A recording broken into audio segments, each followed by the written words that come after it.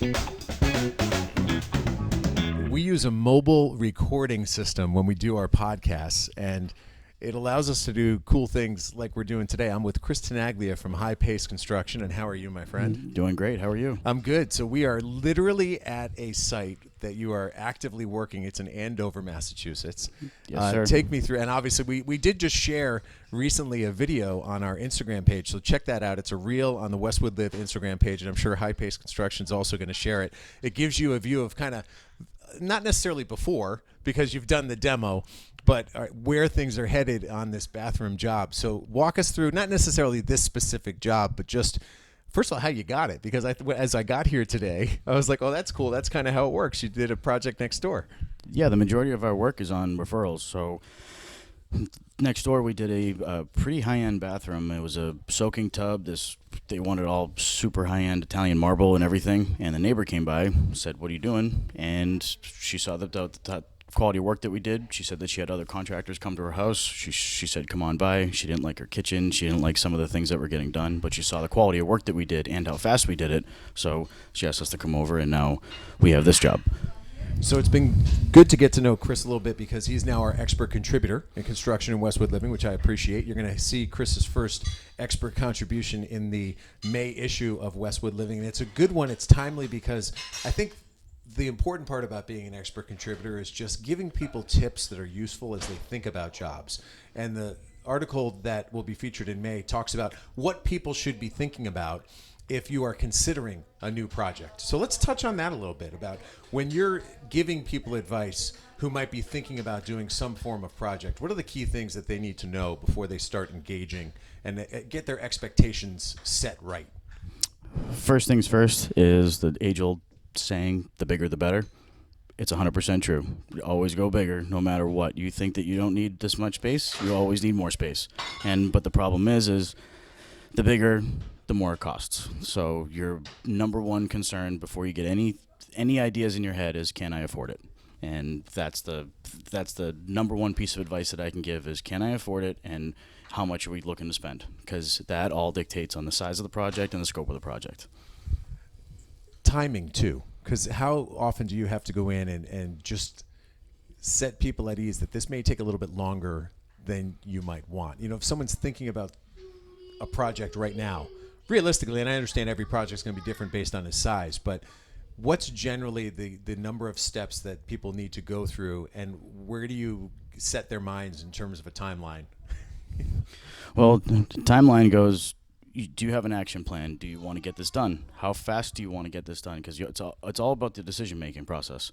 Construction's construction. There's the same process that construction's ever been since the beginning of time. You have your demolition, you have your rough framing, you have your mechanical, electrical, plumbing, you have your finishes. Everything goes in all in the same sequence, no matter which project you're doing. But it's all about the client's expectation and how fast they can make decisions. If they make decisions faster, the project gets done right away.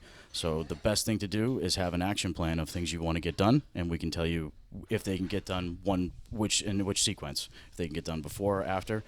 As an example, we just put a deck on somebody's house, and they wanted to replace their door first. Well, the better thing to do is replace the deck, because then you can adjust the door height, you can adjust the size of the door and everything else. And if you end up running into issues later, because we want to maybe increase the deck height because the stairs might not be in compliance. There's a lot of different things that a lot of homeowners don't take into consideration when it comes to the steps in the process that can slow a project down. So if you have your action plan, we can either correct you or we can give you the proper plan that'll make it so it'll be faster. Let's take a step back. How did you get into this? What was it about this business that drew you in? How old is High Pace Construction as a business? And then how do you work your way up to the point of ownership? So I originally started my career out in the finance industry, and that has its own challenges. But back in 15 years ago, I started working with my father. He owns a commercial painting company. Once we started working with him and getting more jobs, the general contracting side of it, having all the trades, working with all the trades and trying to make basically organized chaos come to something that's actually fruition and beautiful at the end, was the thing that most intrigued me. Then I was partnered up with two other people that I met on a job site, and we started building in high-end cannabis construction in these big warehouses that were cannabis cultivation facilities where they're $20-30 million a piece. In that aspect, we learned, again, the whole organized chaos situation with multiple trades, everybody working at the same time, and lots of money being thrown around. What we found out is that the crew that we were hiring could get the job done faster than everybody else. Well, as everybody knows, cannabis kind of took a real slow downturn, so we closed that company, and I started my own company, High Pace Construction, based on the fact that we can get the job done faster than everybody else. And my crew that I have that are with my company, we can basically do bathrooms faster than anybody else, and we were able to have the design in-house, and we also have the connections to be able to get better pricing on a lot of different materials because of all the relationships that we had when we were with a much larger company. Now that we are focused primarily in residential, we're able to do a very high-end work because of the standard in the commercial construction industry is a lot higher. We're able to take that same mentality and bring it to the residential industry. You know, since I've known you, which at this point has only been like 2 or 3 months, I mean, you've had jobs all over the place. But here we are in Andover today, and I remember previously you had a job when we were first talking in Hingham. So, I mean, that's just an example of how widespread you are. How far do you go? You know, when you think about, do you just go where the job is? I mean, is that what it comes down to? Well, I'm licensed in 5 states, so I have jobs in Florida, and I have jobs basically from more of the Worcester County all the way to Cape Cod, because we have 2 different crews that can work from either side of the state. And our primary place that we like to work is Boston proper. That's where our heart and soul is. That's where all the crews are more or less located. But we'll go anywhere. From what I'm seeing, what I'm understanding is that there's the quality of contractors that are out there and the range of prices that people have been getting. We've been the most consistent out of anybody. So when someone says it's going to cost X amount for this bathroom and it's about this size, we go to the next bathroom. It's pretty much the same depending on the finishes that are there.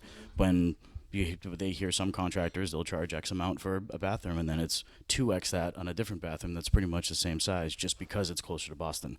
We don't do that. We don't make our money off of one job. We make our money off of the referrals that you give us for everybody else.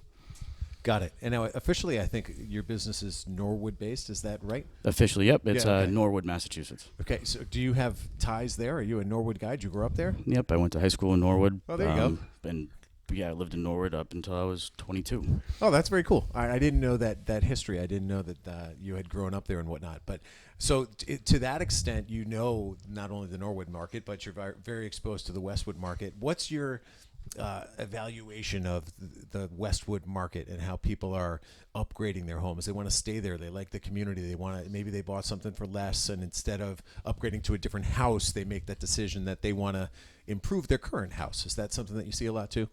Well, what intrigued me about Westwood was, one, they have great sports teams, and people like to stay where all the sports teams are.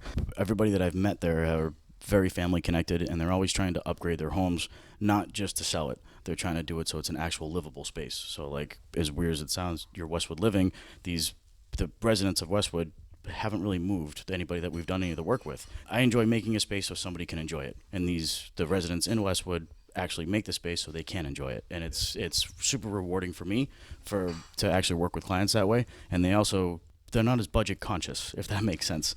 And that doesn't mean that we can overcharge. It just means that they like the finer things. They're able to go with the higher end piece, or to be able to, like I said, the bigger the better at the beginning of the project. Okay, we're going to do a patio for you. They want to have 12 people. Okay, listen, I drove by this house before and I saw 35 people. You need to make this patio bigger. And they say, okay, fine, we'll go with the extra. We'll go with the extra money. That's funny though, that familiarity though, that you can literally say like, hey, listen, I've driven by.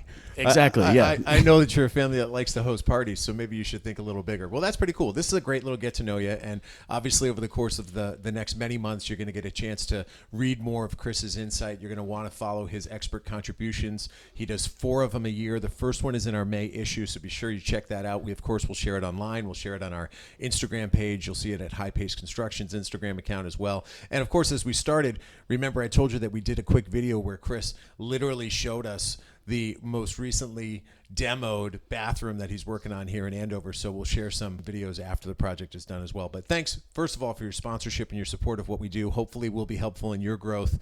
And if you're watching, of course, you've got the phone number on the slate. But if you're listening, what's the best way for people to get in touch with you? Call my cell phone. I always pick it up. That's the communications key. It's 617-658-8324. It's awesome. That's Chris Tenaglia. He's the owner of High Pace Construction. Be sure to follow his journey here with Westwood Living. And, of course, if there's somebody else you want me to have a conversation with, just reach out and send me an email, tleyden@bestversionmedia.com. I'll find that person, have a conversation with them, and then share it with you right here along the podcast network. But for now, with Chris, I'm Tom in Andover. We'll check you later next time here on the podcast network. Thanks for listening.